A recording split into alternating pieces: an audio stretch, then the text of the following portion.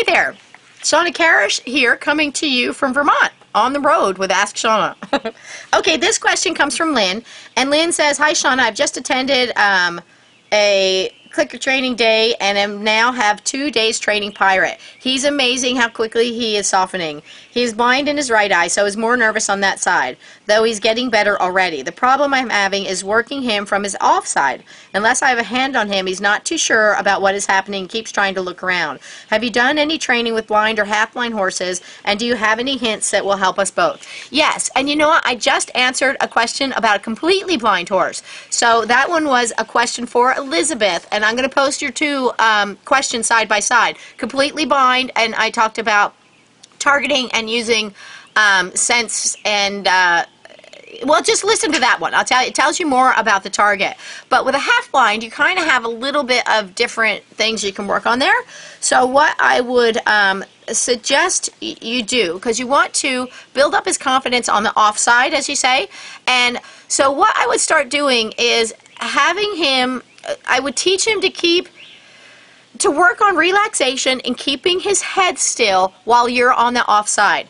So what I would start doing is maybe I'd just keep my hand there because it reassures him, and as he's looking and going, "What are you doing? How's it going? What are you doing?" But the times that he kind of looks back, I click and reinforce that. So what you're trying to teach him to do is not be too worried about where you are, but instead to trust that you're over there. So when he kind of just looks forward and waits, you click and reinforce him. So that he starts learning, I don't have to pay attention and good things will happen. And then I'd step it up from just one hand on him to moving that hand a little bit more. Again, clicking and reinforcing as he puts his head forward, shaping that. So first it may be forward and a little nervous still because he's not sure about that side of things. But if you see him kind of soften, if his eyes just soften a little bit, jaw just softens, you know, anything kind of shows you a little degree of more softening, click and reinforce that. So you're letting him know, yeah, it's okay, just settle a little bit. So he starts learning just to settle on that side. So at first I'd start with just a hand where it's going to be the best for him, the best success, and where he's going to be the most confident and most comfortable, and do him in the place where he's going to be the most comfortable to start. And then I would start where you're moving your hand a little bit more, so just kind of rubbing on him. And then he may start, as you start to move, he may start to look back again. I'd click and reinforce as he goes back or is standing quietly, building up duration as you go. And then I'd move more and then start to move down his legs and move, you know, so you can touch all over his body on this side. And he just learns just to stand and relax and let you do what you're going to do. When that's going good, I would start working down the leg and start getting him to lift his leg while you're on that right side, on the off side. So you're starting to build up his trust, but you're kind of utilizing the tactiles a little bit of a reassurance for him. So now as you can get him where he's comfortable with you on that side, he doesn't have to look on you on that side, but you've had your hand on him for that period of time. You've kind of you've helped to set him up for success by offering a piece that is reassuring for him and something that will help him. So then, as that goes good, and now you can go all over, you can touch him all over, and he's all good. You can go to his tail, his belly, his side, his back, and he's all good with that, and he'll lift his legs. And that may take, he'll be the one that judges the progress. So it may take a long time, but he may get the concept pretty quick. So you just go at his progress. Only move to the next step when you see that he's really confident and comfortable with that step. You know, you want him to really feel that you're looking out for his best interest, and by going at his pace, you'll be doing that. So now, let's say you can go all over, you can walk up and down the side, he just kind of relaxes and keeps his head forward. The next thing I would do is go for moments where you don't touch him on that side, and then the hand comes back. Now at this point, your hand is really actually pretty reinforcing.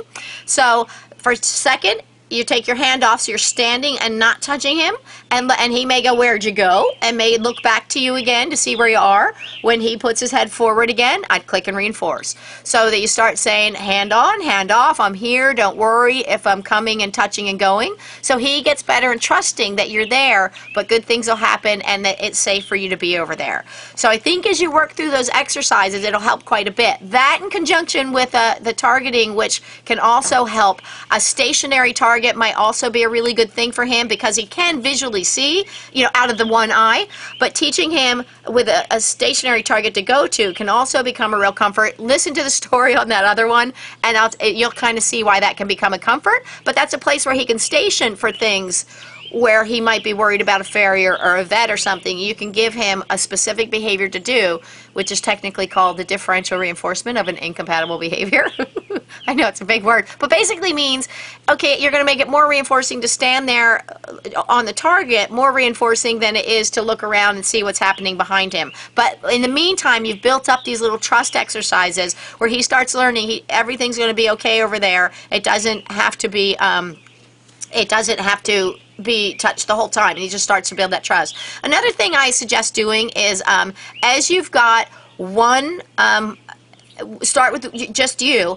Pretty soon then, when he's comfortable with you touching and not touching and standing there and then maybe walking around a little bit where he can hear you walk, but he keeps his head forward, he just gets nice and calm, relaxed. Next, I'd bring in 2 people. So as an exercise, because at some point it's going to be a vet on that side, it may be, you know, and you need him to kind of trust the second person as well, because he's probably going to get specific to thinking you're okay, or this other person is okay, one person is okay, but build it up to 2 people. And then I think that will help you, that will help him quite a bit.